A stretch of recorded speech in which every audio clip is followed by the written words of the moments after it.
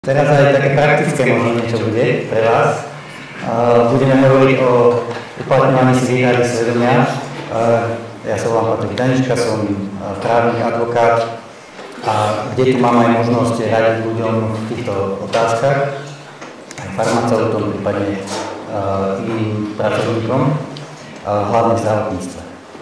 A ja by som teda začal takým citátom, ktorý vy ste ako zdravotníci mali poznať, a síce je to citát z Hipokratovej prísahy: ani prosbami sa nedám prinútiť na podanie smrtiaceho lieku, ani sám nikdy na to nedám podniť. Nejakej žene nepodám prostriedok na vyhnanie dôvodu. Prečo to spomínam? Lebo naša legislatíva častokrát je nastavená opačne. Nie je nastavená na ochranu života. Takto vo všeobecnosti je nastavená na ochranu života, ale existujú z toho určité výnimky a tie výnimky sú spravidla sa týkajú ešte nenarodených detí, alebo častokrát v niektorých krajinách je to už aj takých starých ľudia, čiže otázky eutanázie.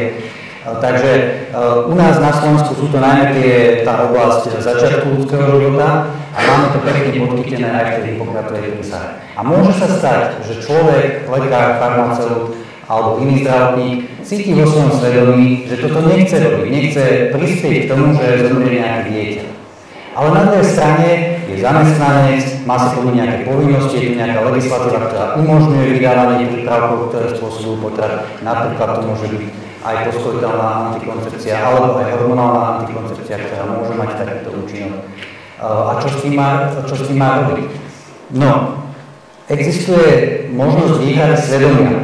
Ten pojem sa nachádza aj v našej legislatíve, dostaneme sa k tomu.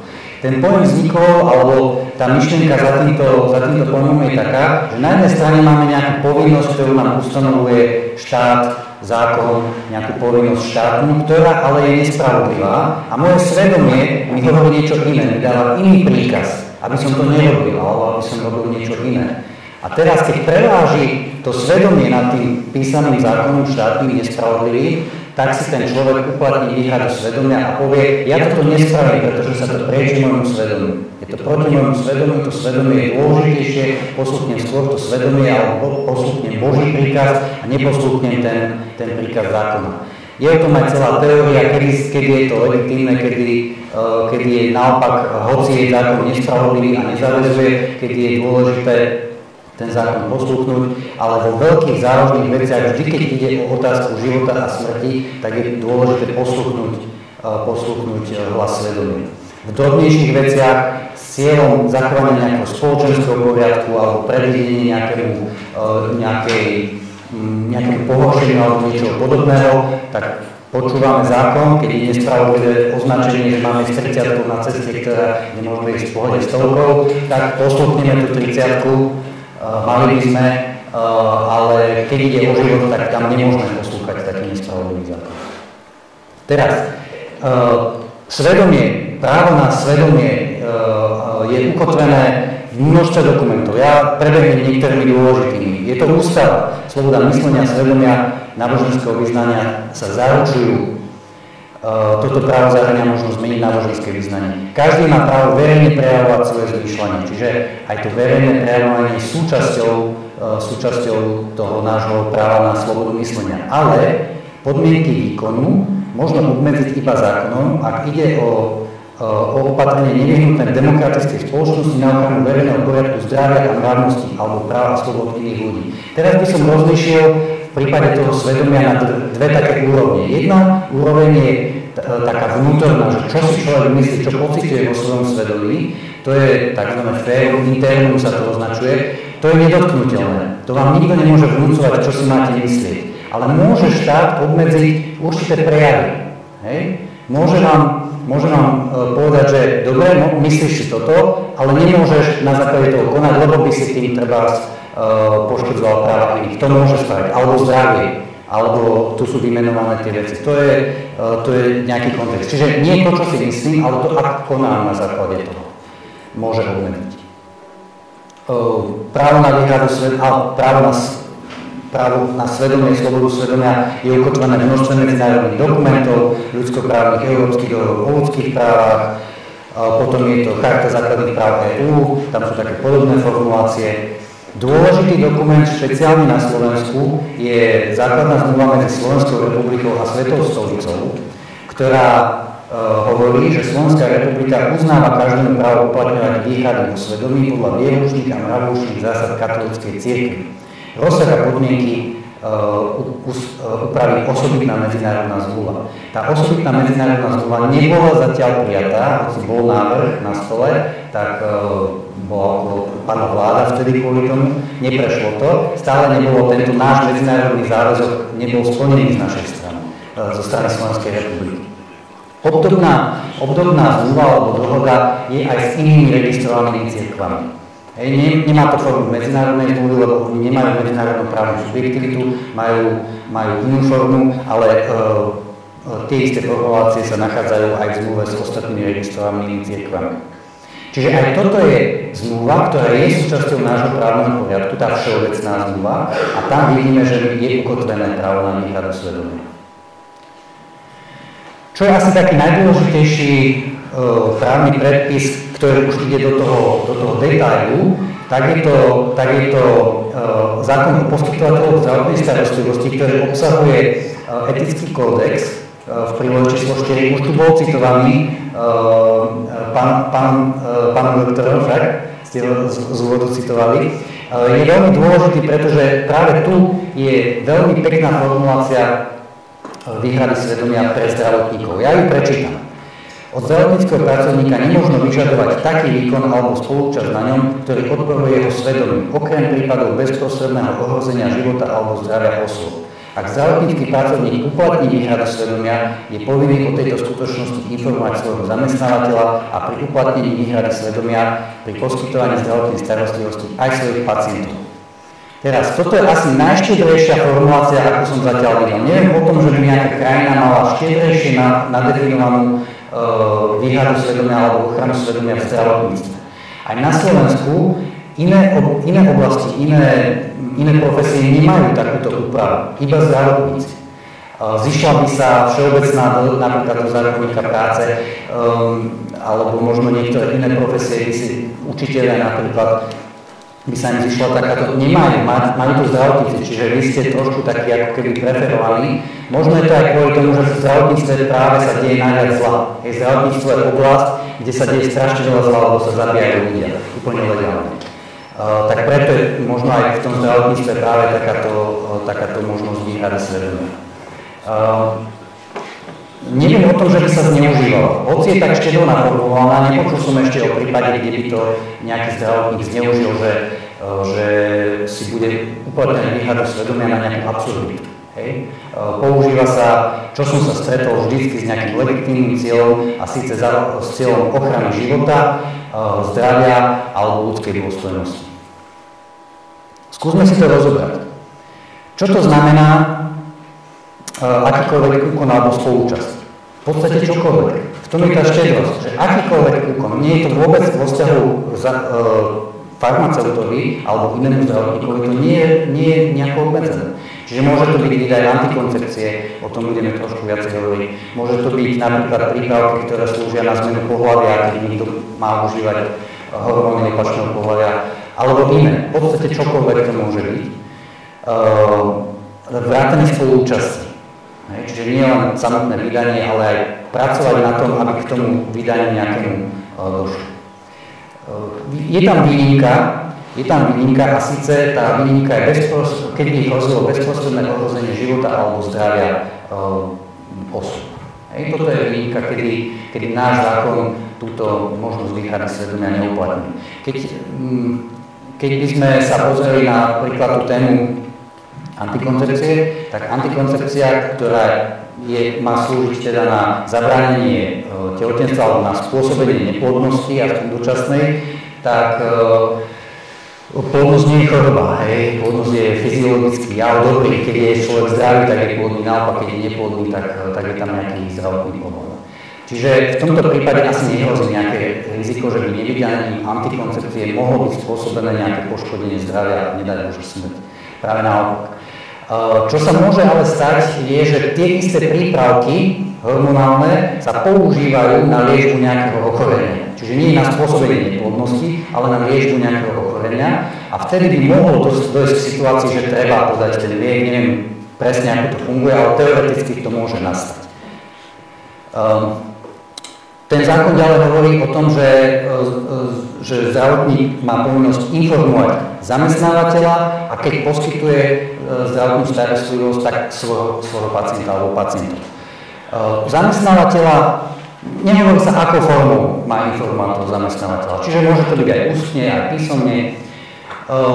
Ja by som možno odporúčil v prípade, že je tam nejaké riziko nedorozumenia, hej, že niečo sa povie ústne a potom to niekto povie, ale to si tak nepovedal, teraz zrazu hovoríš niečo iné. Vždy je lepšie pristúpiť aj k písomnej forme, povedzme kombinácia ústnej písomnej.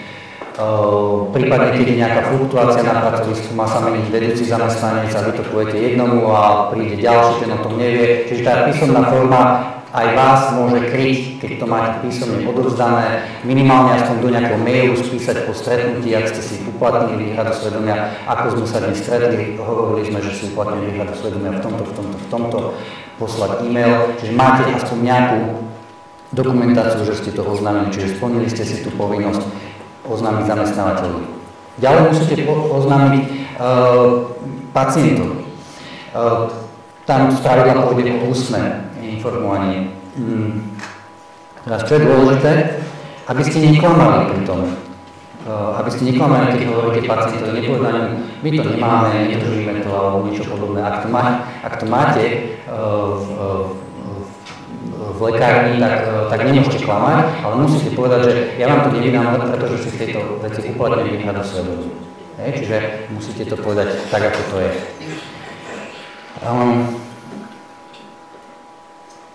Môže sa vám stať, že ten pacient teraz a teda kde si to kúpim, kde to zoženiem, tak toto tiež môžete odmietnúť.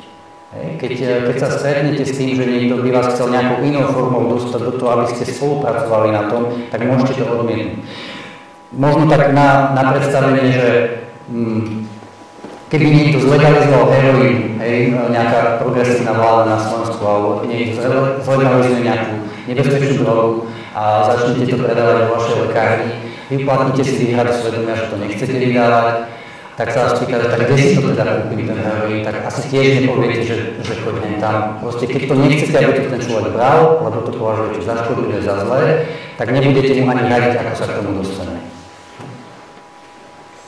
Teraz, taká praktická rovina. Na našej stránke www.hfi.sk je taký článok, ktorý sa tejto téme venuje, kde som pripravil, jednak je tam taký pokec k tomu pre farmaceutov, ale súčasne tam aj vzorový list, ktorý môžete použiť. Čiže keby ste to potrebovali, tak vzor môžete použiť, stiahnuť z tejto stránky, upraviť si ho podľa potreby, keby ste mali akékoľvek otázky, vždy sa na mňa môžete obrátiť. Ten vzorový list vyzerá nejak takto, čiže adresujete ho, čo sa týka, odvoláte sa tam na súčasnú právnu úpravu. Je tam ten odsek, ktorý hovorí, že ako zamestnávateľa informujete, že v súlade so zákonom si uplatníte výhradu svedomia vo vzťahu k výdaju, predaju a iným obdobným úkonom, vrátane distribúcie, objednávania, poradenstva a iných možnostiach získania prípravku alebo spolúčasti na takýchto úkonoch vo vzťahu k antikoncepčným prípravkom, vrátane tzv. Núdzovej poskytovanej antikoncepcie. Kľudne sa môže stať, že máte problém s inou vecou. Napríklad máte nejakého človeka, ktorý si tam chodí brávať tie hormóny opačného pohlavia alebo niečo podobné, že sa vám to prieči, že s tým nesúhlasíte, je to škodlivé pre neho alebo podobne, tak môžete si uplatniť aj pre inú vec. To je vzorový práve pre tú problematiku antikoncepcie. Prečo som ju vypichol, tú antikoncepciu? Lebo je to asi také najčastejšie.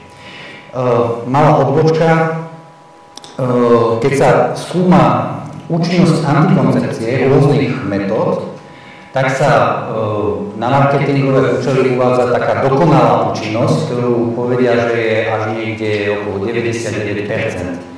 Ale v praxi je tá účinnosť antikoncepcie nižšia. A to sú už dlhodobé výskumy, ktoré hovoria, že v reálnom živote antikoncepcia hormonálna zlyhá v 9% u 9% žien za 1 rok. Čiže po dobu 1 roka 9% žien otehotne, tie, čo používajú hormonálnu antikoncepciu.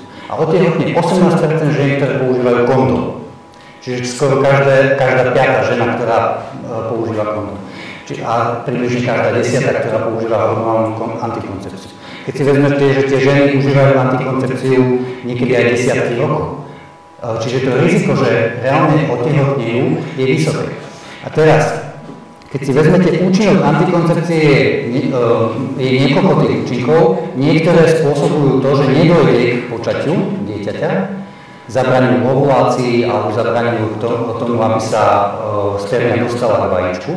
Ale to je len jeden účinok. Ďalší účinok, keď k tomuto dôjde, tak nastúpi účinok, že zabráni uhniezdeniu. Alebo najprv zabráni preplávaniu tej zigoty alebo embria do maternice v čase, kedy je schopné sa uhniezdiť, alebo potom, keď to stihne v tom čase sa tam preplávať, tak sa neuhniezdí, pretože už je poškodená tá výstielka maternice. A tieto dva účinky sú abortívneho charakteru, čiže oni spôsobia, že to dieťatko zomrie. Vyplaví sa a zomrie. A vieme, že ani jeden z týchto účinkov nezafunguje 9% žien počas 1 roka. Dĺžky 1 roka. U koľkých percentách žien zafunguje ten prvý mechanizmus, ktorý zabraňuje ovulácii, a u ktorých zafunguje ten druhý mechanizmus, že spôsobí abortívny účinok, že zabije to dieťa, nevieme, ale určite to bude obrovské číslo. Preto je to veľký problém, na ktorý treba pamätať. Existuje stanovisko subkomisie pre bioetiku Teologickej komisie Konferencie biskupov Slovenska, ktoré zdôrazňuje tú závažnosť antikoncepcie, apeluje na farmaceutov, kresťanov, ale myslím, že aj nekresťanov, aby si uplatňovali výhradu svedomia. A hovorí o tom, že práve sa tam snaží rozlíšiť tie situácie, kedy je antikoncepcia používaná čisto za účelom spôsobenia neplodnosti a nič iné, a kedy je ten istý prípravok používaný s legitímnym cieľom nejakej liečby niečoho. A vtedy oni odporúčajú v tomto stanovisku postupovať, je to tu v tom poslednom odseku spomenuté, že farmaceut, ktorý sa spýta tej ženy, že či to je naozaj za účelom nejakej liečby, ak to z toho predpisu vyplýva tá diagnóza, tak môže toto vydať, lebo to slúži na liečbu, nie na spôsobenie neplodnosti. Hoci ten vedľajší účinok teda sa dostaví, tá neplodnosť, ale je to neželaný vedľajší účinok.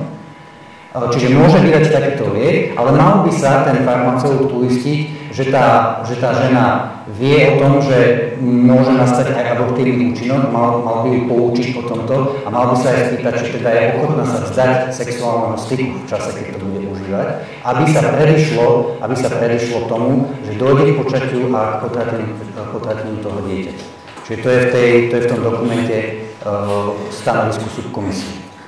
Čiže ten posledný odsek to zohľadňuje. Je možné, že niekto to nebude chcieť riešiť, nebude to vedieť riešiť, vymaže ten posledný alebo tie posledné dva. Dá sa to upraviť rôzne, ale v zásade toto je ako keby v slovenskom kontexte taký najdetálnejší dokument z pohľadu cirkvi, ako uchopiť túto problematiku pri styku teda s ženou, ktorá má predpísanú antikoncepciu. No, tu na to máme. Má morálnu zodpovednosť, preto má farmaceut kresťan vo svedomí povinnosť odmietnúť výdaj alebo predaj týchto výpravkov. To sa týka aj majiteľov lekárne. Vzhľadom na niektoré účinky liečiv obsiahnutých v prípravkoch hormonálnej antikoncepcie môže byť v osobitne indikovaných prípadoch prípustné ich použiť ako terapeutický prostriedok. V takom prípade farmaceut po poskytnutí úplne a zrozumiteľnej informácie o lieku s výslovným upozornením na jeho postfertilizačné abortívne účinky, sprostredkovať jeho výdaj, pokiaľ je na lekárskom predpise uvedená zodpovedajúca diagnóza.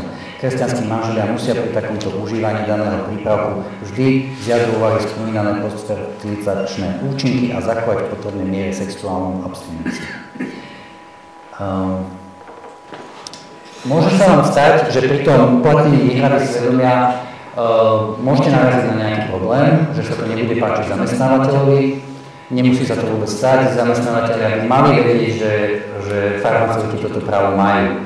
Takže žiadny problém tam nemusí byť, ale keby niečo bolo, tak vedzte to, že vy na toto máte právo. Ako som ja na začiatku hovoril, že je tá povinnosť zo strany zákona a je povinnosť zo strany svedomia, uprednostním svedomie, tak trošku to je u nás iné vďaka tomu, že my máme tú explicitnú úpravu práva na výhradu svedomia a tá hovorí, že keď niekto takýto konflikt pociťuje vo svojom svedomí, tak je jeho právom odmietnúť taký úkon. Čiže vy ako zdravotníci, farmaceuti máte našou legislatívou upravené právo odmietnúť úkon, ktorý sa vám prieči vo svedomí. Čiže vy neporušujete zákon, vy naplňate svoje ústavné právo a zákonné právo tým, keď si uplatníte výhradu svedomia. A platí pravidlo všeobecné aj v našej ústave aj celkovo v ľudských právach, že ak si niekto uplatňuje práva, tak nemôže byť za to sankcionovaný. Nesmieme byť spôsobená újma za to, že si uplatní základné práva a slobody.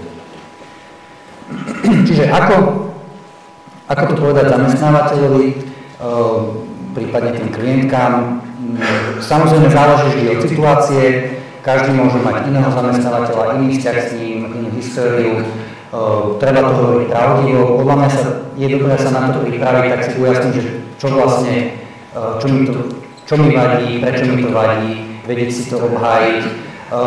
Výhrada svedomia a svedomie nie je záležitosť nejakého pocitu, je to v prvom rade záležitosť rozumovej úvahy, že rozumom pochopím, čo je na tom zlé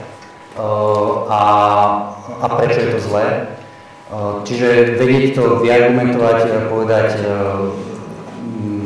nielen odvolaním sa na pocity, ale na skutočne, čo na tom máte zle. Potom, ja by som odporučil si nájsť takú hodnú chvíľu na toto. Hej? Že môže to byť niekomu nepríjemné, možno niekomu nie, ale nájsť takú hodnú chvíľu vopred, ako keby avizovať tomu zamestnávateľovi, že niečo dôležité s ním chcete prevziať, že už na tým dlhšie rozmýšľate.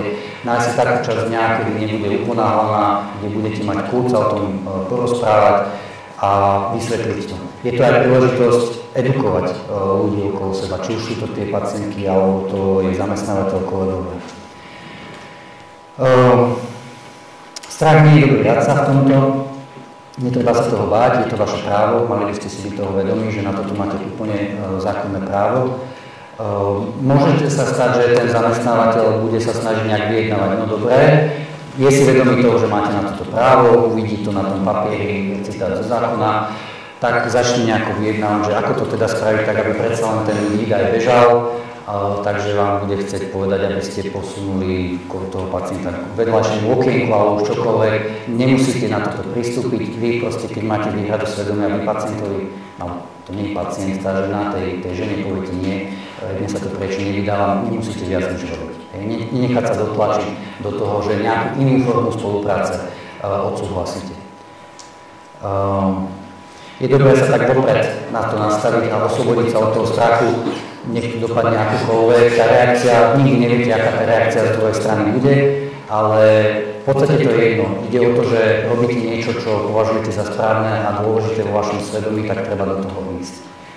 V prípade problému sa vždy môžete obrátiť na nejakú inú inštanciu, môžete vtiahnuť do toho advokáta, môžete do toho vtiahnuť možno komoru, viem, že komora je otvorená riešiť tieto myšlienky, teda tieto otázky kvôli tomu, že však je to jedno zo základných práv farmaceuta, prípadne nejakého kolegu, staršieho alebo majiteľa, že napríklad váš bezprostredný šéf tomu nie je naklonený, tak pôjdete za majiteľom lekárne, čo môže byť niekto iný, ktorý na to bude mať pochopenie a bude si uvedomovať, že jednoducho na to máte právo, čiže dá sa ísť vyššie.